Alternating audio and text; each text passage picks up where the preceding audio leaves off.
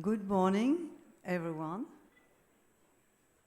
and welcome to you all to this first keynote lecture of the conference. I'm really glad to start at 9 o'clock cum tempore, as usual. And this conference will be given to us by the Professor Dominique Pestre. My name is Camille Pisani. I'm the General Director of the Natural History Museum of Belgium. I'm not a heavy smoker. I just a bit enjoyed the gala dinner yesterday, so please excuse my voice today. And I'm glad to introduce our speaker to you. So Dominique Pestre is professor at the School of Advanced Studies in the Social Sciences, l'École des Hautes Études in Paris. Some of you may have noticed that his name is among the German delegation in the participant list. It is because it is currently invited professor at the Max Planck Institute for the History of Science in Berlin. It is just the last of the numerous positions he held all along the year, because he was previously invited professor at Harvard, at the Caltech Institute of Technology, at the University of Rome, Zurich, Sao Paulo, Geneva, Brussels, Lausanne, and so on. And he has also been director of the two main research centers of the history of sciences in Paris, both hosted at that time, by the way, by Science Center and Museum, both members of Ecsite, namely la Cité des Sciences and the Muséum d'Histoire Naturelle. So there was a close link between the Science Center and museums and the history of science at some times. Dominique has also been the director, Dominique was first trained as a physicist and then as an historian. He got his PhD in the social history of science in Paris. And by the way, it was at that time the first PhD of that kind in France. The French tradition of the history of science is much more philosophical than social. So it was a kind of beginning of something in our country. Nowadays, his research focuses on the history of scientific and technological practices, and more broadly, on the social and political history of science, with three main fields of interest: science, war, and the military; science, economy, and the social life; and finally, the government of the techno-sciences and through the sciences. He has been asked to report to the Commission in 2007, and you can find a very interesting report on the website of the Commission. In all these three fields, he had to address the question of innovation, his nature, his social, and his political role. This is what about he will speak today under the title, What Innovation for the Anthropocene? So Dominique, the floor is yours. Thank you.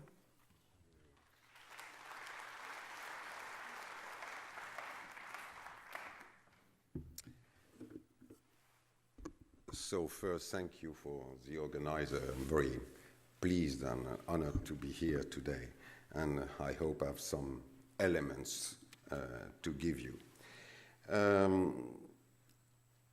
In the program of the conference, you could read those sentences I've just copied, that innovation requires an ability to synthesize humanity's diverse cultural and economic realities to face the future. How can science centers, museums, and science communication professionals help future generations innovate for social well-beings? Where can we find the motivation, inspiration, and commitment to turn dreams into reality? So I will start with that, and what I suggest to do is to see if in one way or another I could possibly help you to do that job, to think about innovation today, to reconsider in a way what innovation means, implies, and the quite varied ways in which we use the word innovation. So my point all along this talk will be that do not consider you know what innovation is, and do not consider you always use the word in the same meaning, okay? So I will start with some things that stress me and probably stress you. is that innovation has become, or is nowadays anyway, the catchwords of the time. I mean, it is the most used slogan that you can find everywhere. So to give you a first flavor of that, I did what everybody would do nowadays, I guess. I went to Google, I put innovation in English, in French, in German, and then I find dozens, hundreds, thousands of images. I've just selected one or two of them. Look at this one, for example. They were among the first I got. So if you take the first one at the top, innovation is obviously, for the people who devised this image, it's technology, okay? It's research, it's experiment, it's development. So the first meaning associated to innovation is technical innovation. It's something you do in the lab and which will change your life. The second images show that very well. This time, innovation is an idea. You know, it's about, okay, it's something that illuminates you. Innovation is the eureka of Tintin, for example, okay? But innovation has a very particular property. We do not know exactly what the curves mean, but obviously something was going bad.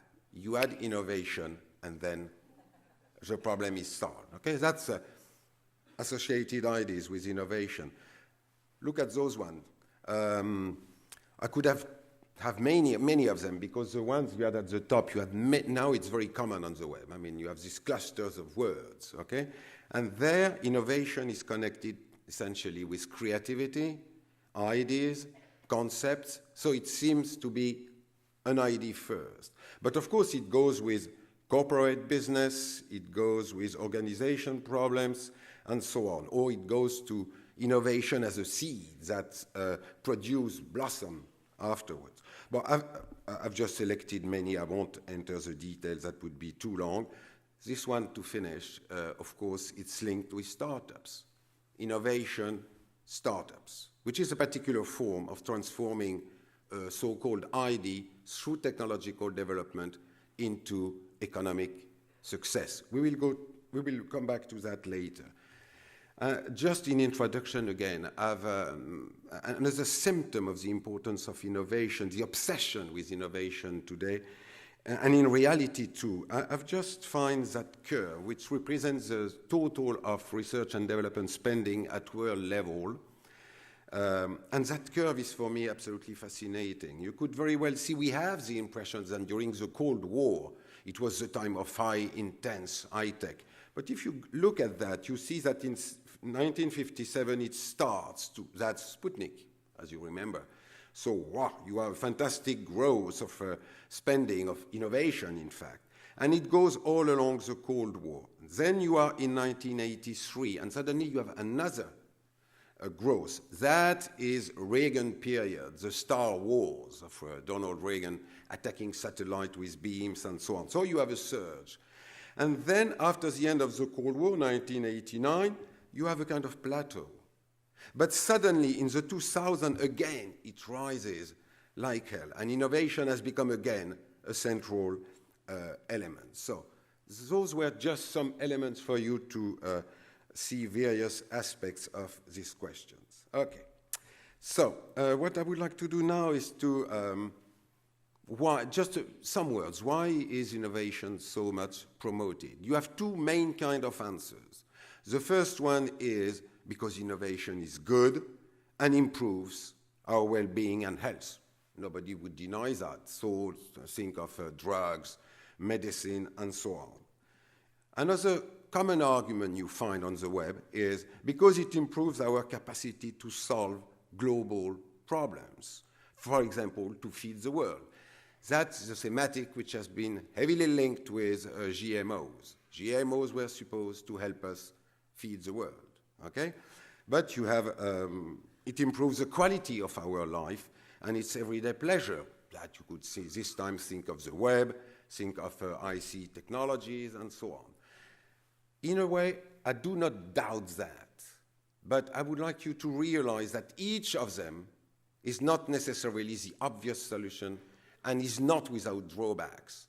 Antibiotics are absolutely essential discoveries of the post-war period, But now antibiotics used with cattle breeding and everywhere, antibiotics are everywhere in nature, and we are becoming a problem for us. If you take GMOs, is the problem of feeding the world, and particularly the global south, is it a matter of sheer quantity of food? No, unfortunately, it seems that the social organization are more important, that the problem is how food is distributed, who has access to food, where, under which condition. That's far more important than the quantity. In a way, the quantity of food is not the major problem. I would say a first conclusion about this first visit would be that innovations, no doubt, change our lives in a very positive way. But there are always drawbacks. There is no, we are not gods, finally. That might be the key point. If we were God, we could innovate without drawbacks, but we are not. And any innovation, always in history, generated another kind of problem. So we have to be aware of the drawbacks. And, of course, it always promises more than it gives at the end. And that's also to be kept in mind. Now I would like to go to another set of arguments given in favor of innovation as being the thing we should do. And this time it has to do with the argument of economic.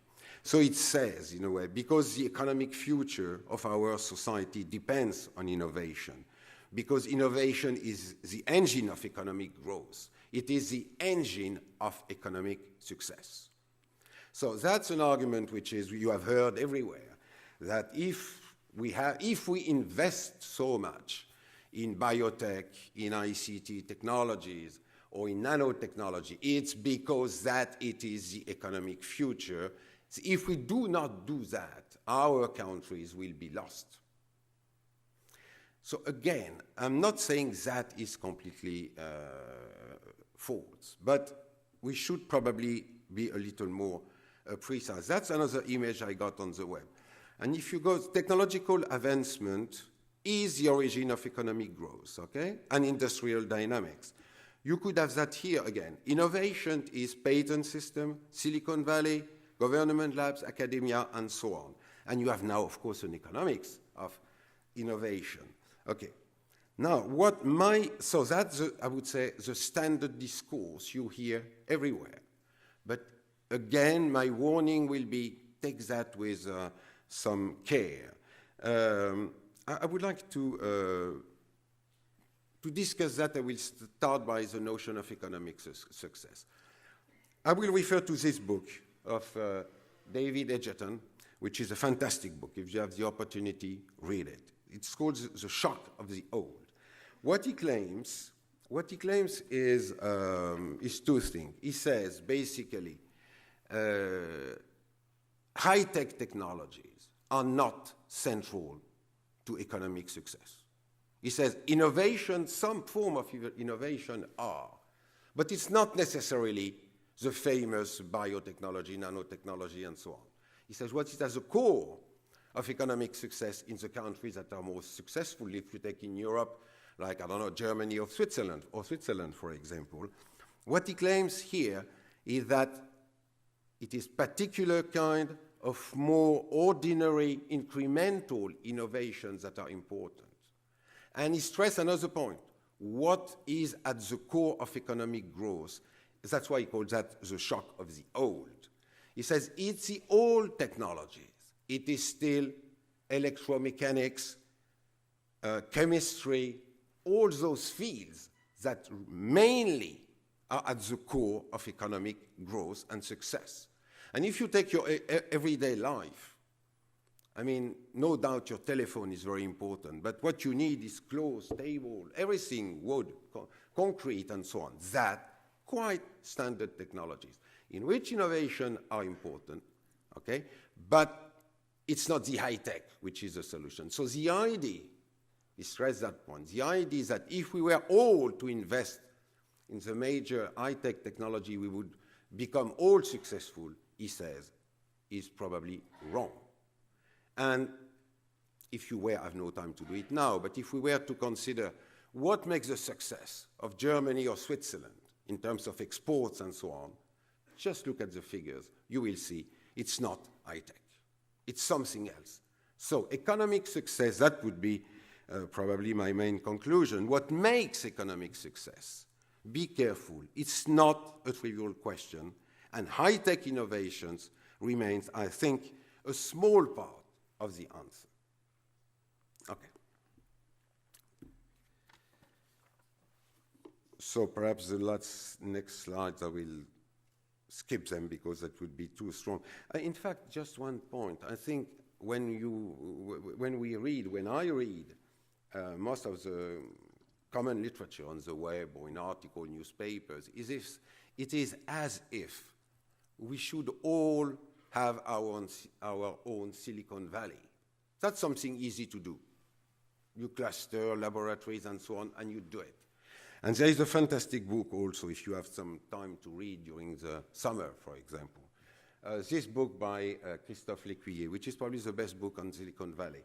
If you read it, it shows very well that it cannot be a model. I mean, it is something very specific that happened in a particular times with the enormous importance of the military investment.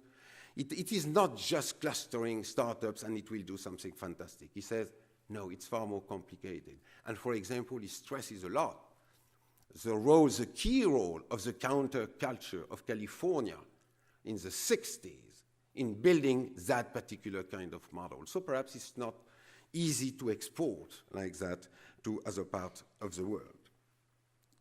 Okay.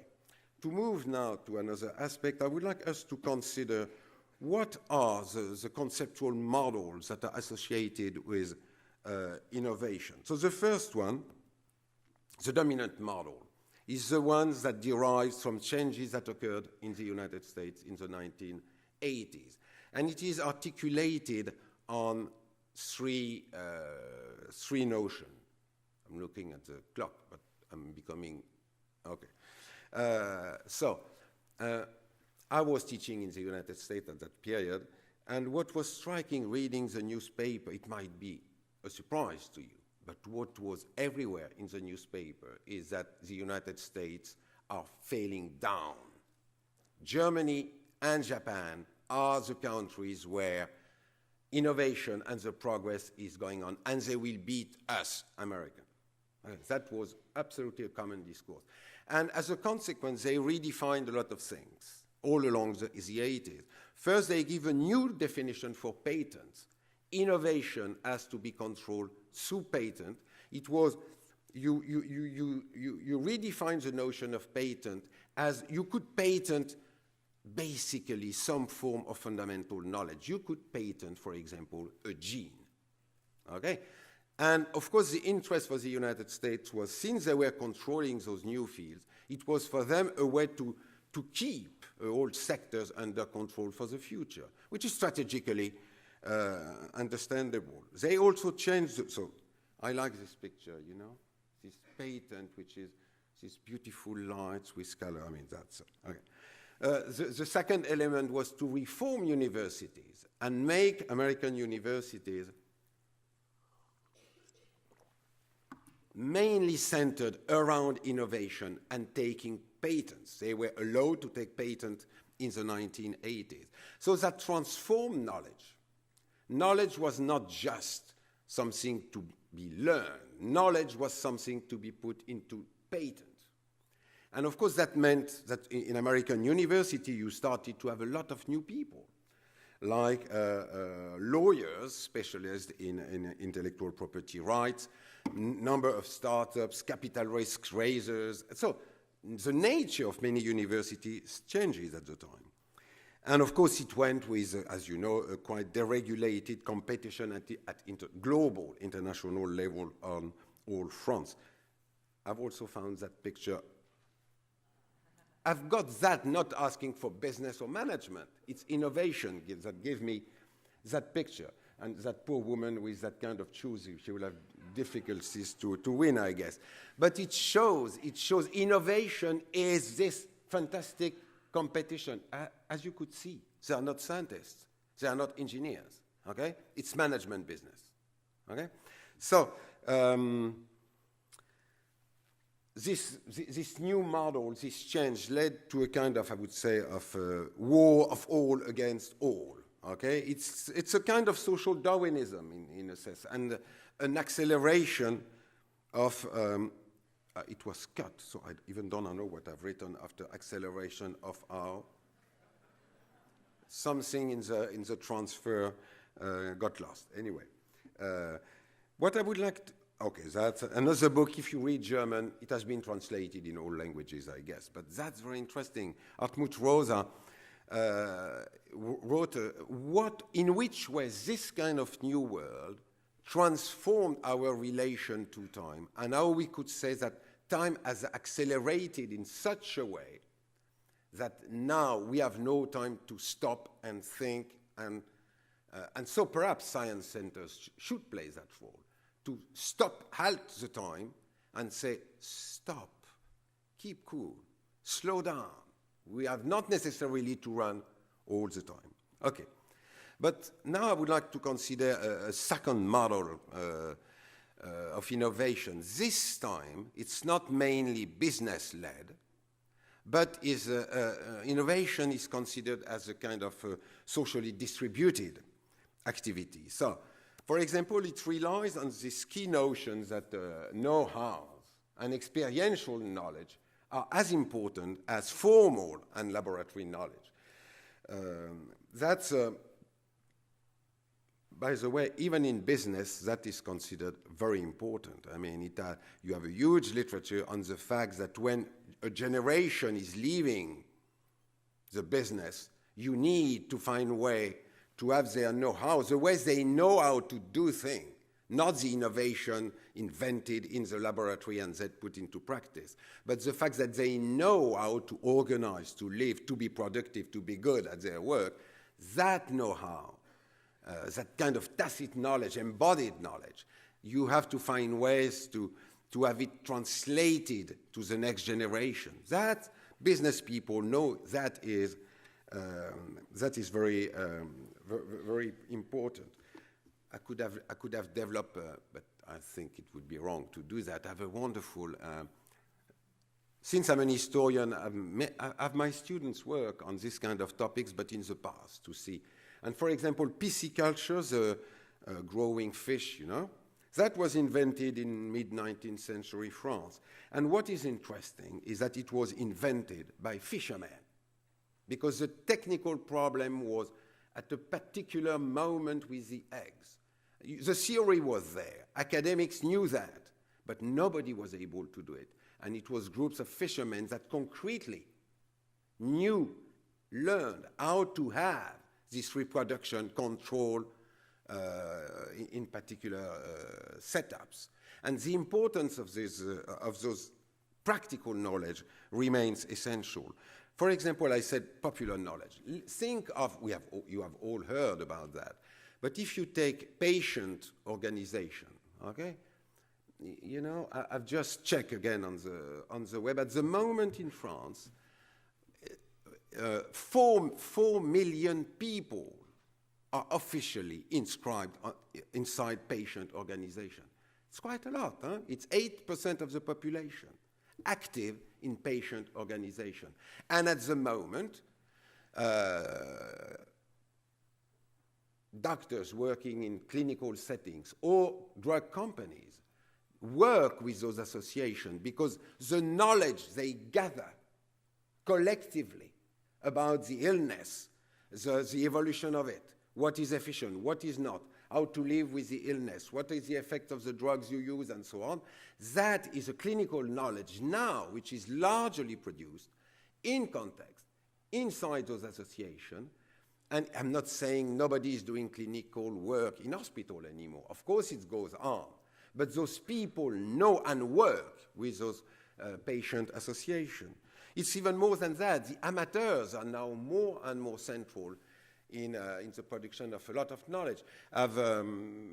For example, if you take in management of biodiversity, again, you could see thousands of organizations everywhere in every town, region, countries that are managing that, make the inventory, Tela Botanica, which is a networked organization on the web in France, has become the central place to know plants. It is not in the academia. Academic people work with them, but it is through the platform, open, with the participation of, there are something like 20,000 everyday active amateurs working to build those flora, okay? So it's just to give a feeling that innovation is not just lab, technical, business thing.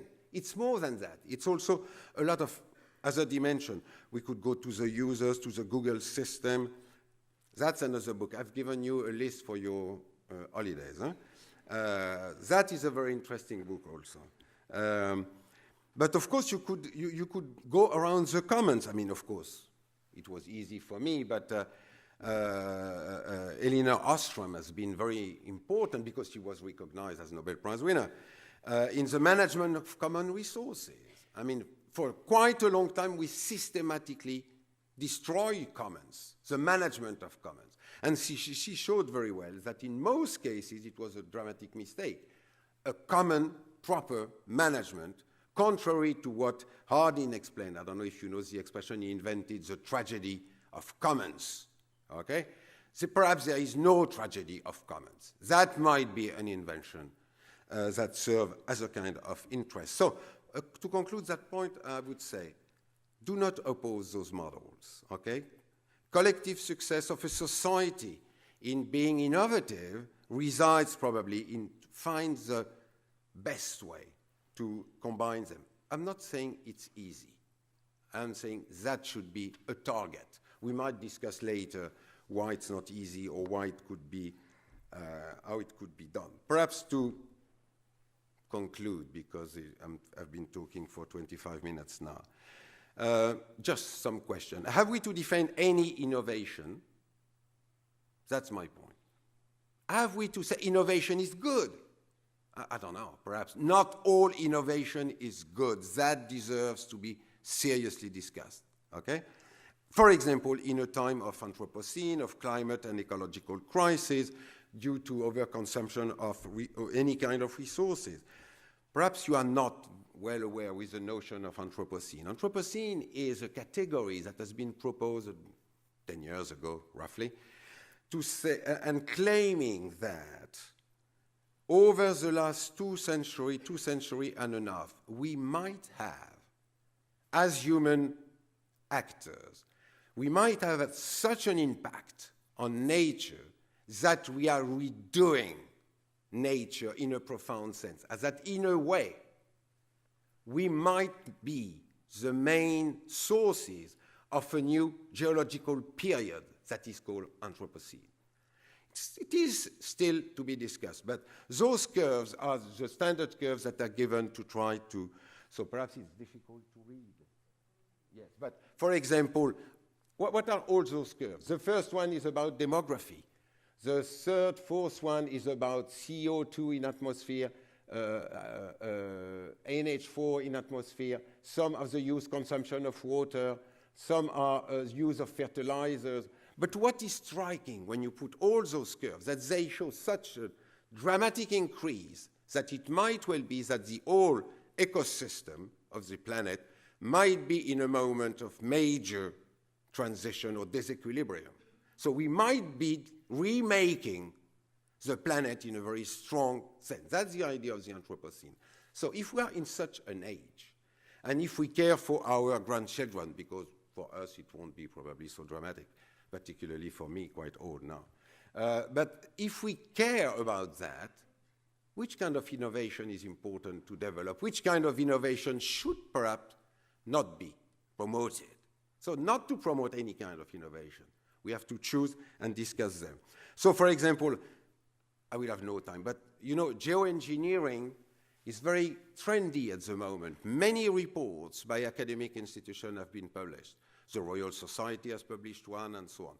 The idea is to stop this anthropocenic phenomena, we should geoengineer the Earth. So for example, you could seed in the cloud, you could send it the atmosphere, some thousands of tons of particular chemical products that will reflect the sun. Or you might send space mirrors.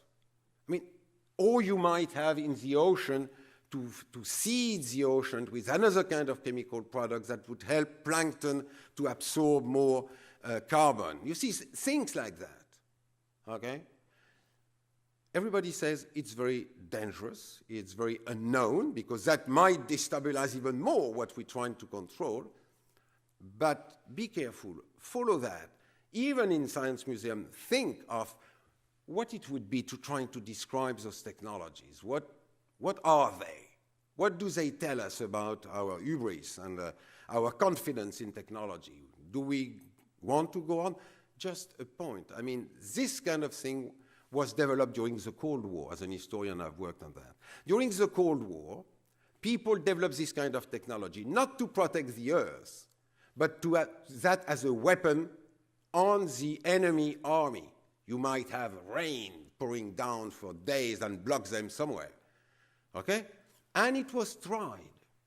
And in the rare cases in which it was tried, in the United States, in 73, 74, or in Soviet Union, even if we do not know exactly what they have done, it ended in an absolute disaster. Because you start changing the weather, I would say, and then the weather has its own rhythm, and you cannot say, okay, stop, now it's finished, it was just, I wanted you to do that for 2 hours, not now, but it went on, you had flood, you had, so, quite complicated.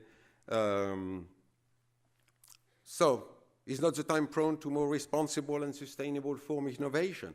That is also the kind of question I think we should consider. And you have people working on that. I mean, you could see that in various forms of NGOs, associations, and so on.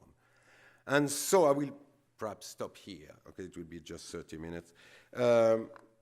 My main conclusion would be innovation is not something simple. Do not identify innovation with high-tech, bio-nano business. It's more than that. Economic success does not necessarily derive directly from that. Innovation is not necessarily, you have various ways of innovating in society. Consider those various ways. And anyway, perhaps it's not necessarily the best thing to promote any innovation. Thank you.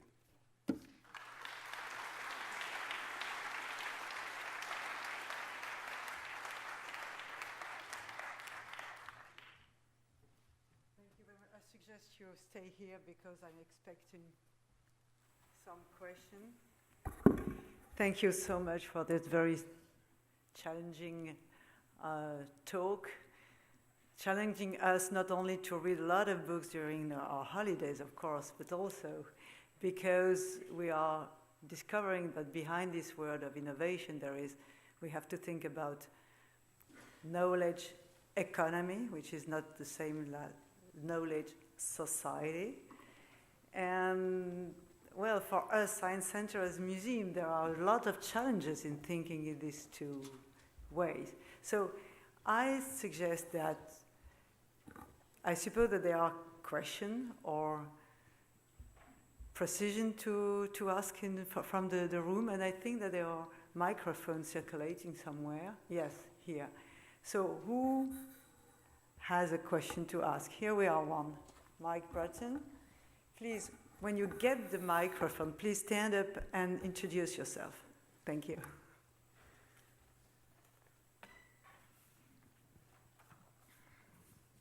Mike Bruton, MTE Studios. Could you comment on whether you regard indigenous knowledge systems as important as drivers of innovation, especially in relation to intermediate technologies for sustainable living? Yes, I mean, that's quite important. It was, in fact, the story of that indigenous knowledge and indigenous population, the way they know certain things, was one of my very good colleagues, which is a jurist, played a key role in Amazon to help have that recognized as a right. I mean, if you are from the business angle, okay, And they were working on genes. That happened in the 80s, so it's the beginning of biotechnology and gene technology. At that time, of course, they were prospecting everywhere, because you very often start with natural substances. But of course, they believed they had discovered that, they used it in the lab, patent the gene, and it is their own property. And so some jurists said, okay, but in most cases, you use local indigenous people, their knowledge, distributed knowledge about plants, and you use them without giving them their due share of the benefit you make when you have patented. So you know that during the Rio conference in 1992, that was officially accepted. Now, concretely, in the way it was put into practice in the following years, it's quite unequal, and you have still very important judicial battle going on around those questions, because the tendency is, of course, to claim that, no, you have discovered that alone and it is your property. And, of course, you have also the other kind of problem that, imagine, that has happened with India quite a lot, because India is powerful enough as a state, as a country, as a strong, powerful country, to impose on the global scene certain things. And in India, you had in fact certain knowledge that had been transformed in genetical business, then patented. But then those companies attacked people in India to use the same plant because now it was their property. So you had, it's absolutely central to recognize that knowledge precisely could happen even obviously in those populations. It's obvious. I mean, at the moment you start thinking, it has always been like that. But now to protect that kind of knowledge in a liberal economy, it's not easy. So in a way, you have a formal recognition of the problem, but de facto, it is in practice that you have any time to fight to have that really recognized, I would say. There is another question over there.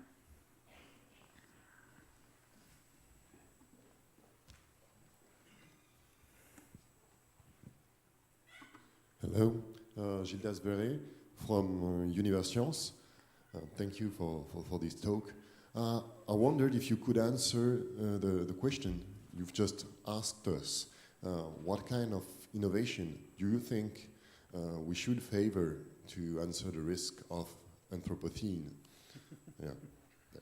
No, of course, I must confess I'm quite good, but I do not have the general answer to that. I mean, so no, my point was, I mean, what struck me, even partly in reading the presentation of the conference itself, that innovation was never questioned.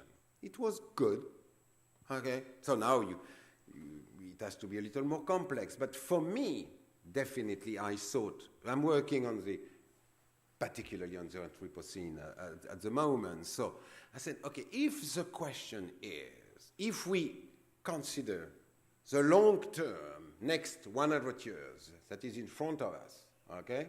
And we say, okay, our societies are innovating, and so they are putting us on particular tracks. We are engaged on particular technological tracks, and it's not easy to come back when you have entered a particular track. Generally, those tracks are not decided by a discussion. You engage in a particular technological development because a firm does it.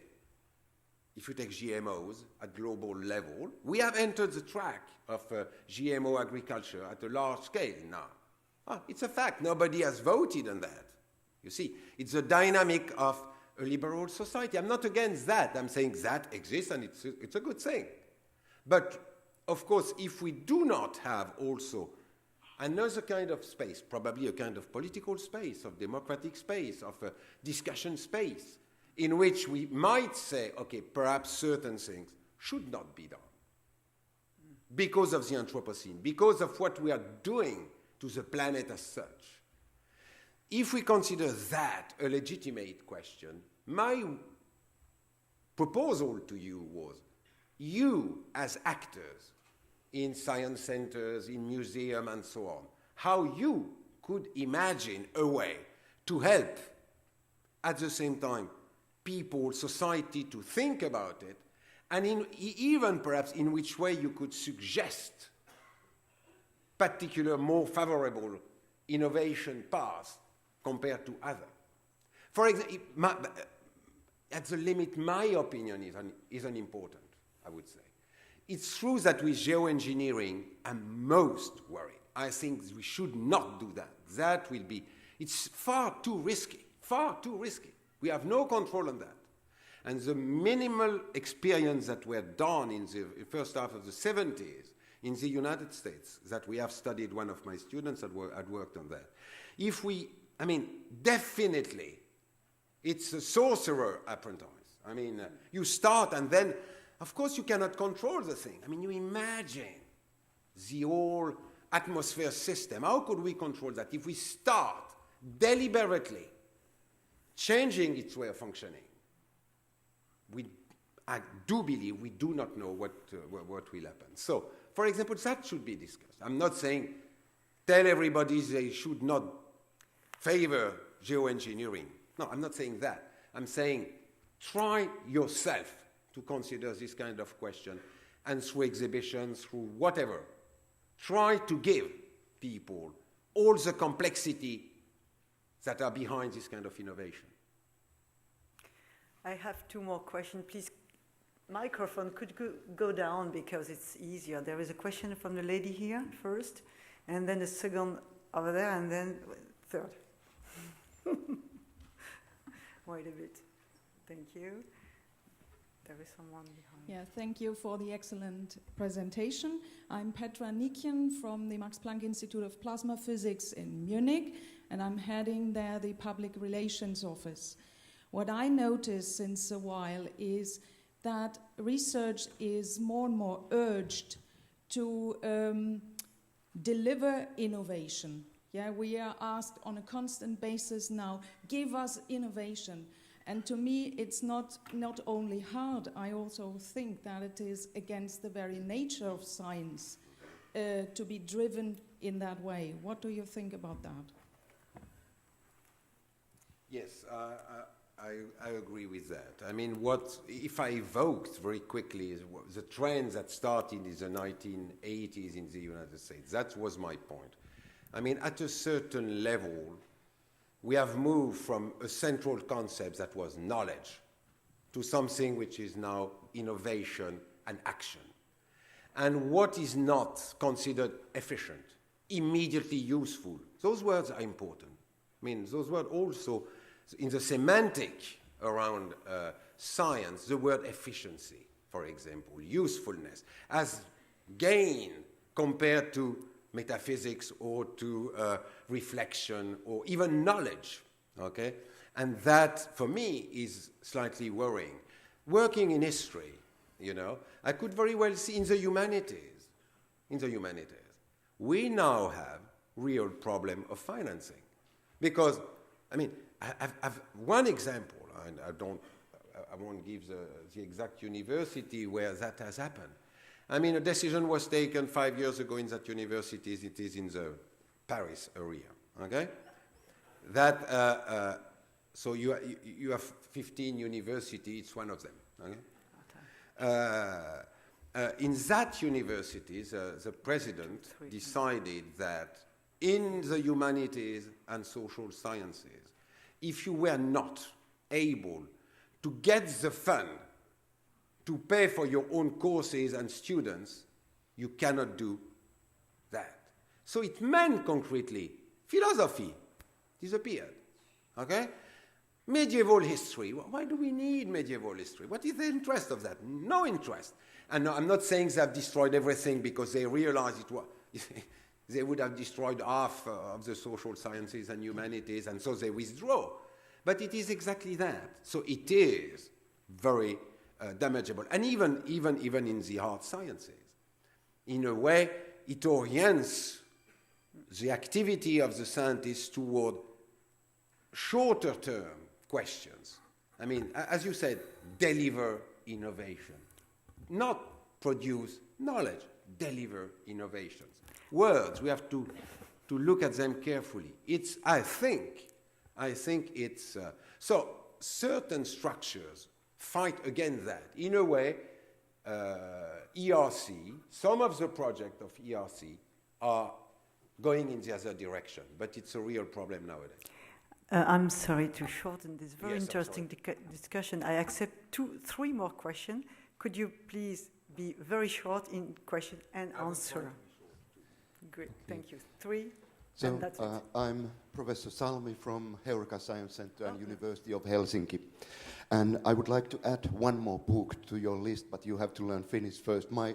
A good colleague, he wrote a book about 170 pages about the future technologies and managed not to use the I word in those pages. So I think that was a marvelous thing. But then what I was watching your curve about the money used to research and development. So in the Sputnik phenomena time, which was important for founding the first science centers, then, however, a lot of money was put to the learning and education. So where you would put learning at this time without mentioning the I word? Okay. I suggest we take the question Yes, and say some please. words because So, could you ask your most question? people are leaving, so I'm sorry. My question is about patent system. You've stressed the importance of a question of intellectual property rights.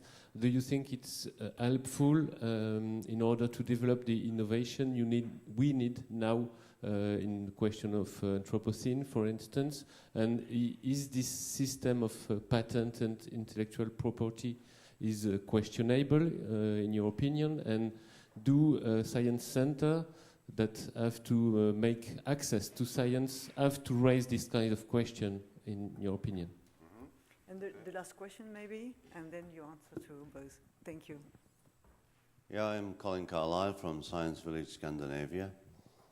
Listening to your talk, which I find very interesting, I've spent the last 7 years of my professional life in Sweden and the previous 7 years in France. And according to the conventional indices of innovation, Sweden is extremely high and France is below average. Yet both of these societies are actually very people-oriented in a way in which I would suggest that other countries, not naming any, maybe are not. Therefore, what I would ask myself is innovation, or the pursuit of innovation, a politically derived goal? And would you think that the innovation index, as it is calculated, is wrong? Okay, 2 very quickly about IPR. I think probably nearly everybody is starting to realizing that we went too far in one direction. I mean, that's very interesting. It will be in front of the Supreme Court in the United States, the question of the patent on genes, okay?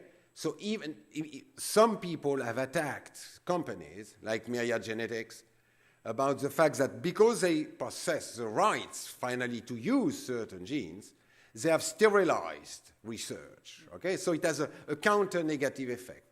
And that question is pending in front of the Supreme Court. So I'm very eager to see what the Supreme Court will say. It's not obvious this time that the Supreme Court will back Myriad Genetics. And if it is not, we will go back in a certain way with a patent. I've forgotten in between your question. The innovation index. Yes. I mean, okay. I'm not an expert on that, so what I will say is quite general. Sorry, I cannot be more precise. But we have to realize that index, any kind of index we build, is always very partial. And in a way, I would say, the index contains the politics you will have with it.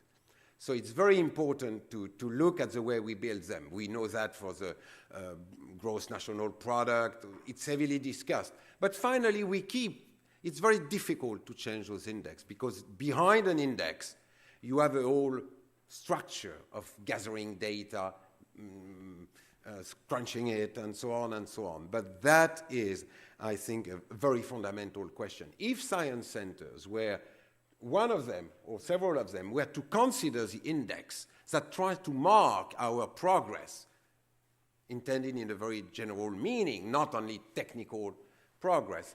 That would be, I think, to show how index are built and what they imply by themselves.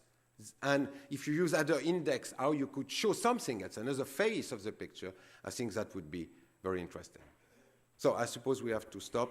I thank you, Dominique Pestre, but I also thank you all very much to have attended this lecture, to have asked that interesting question. It's time to join the other session now.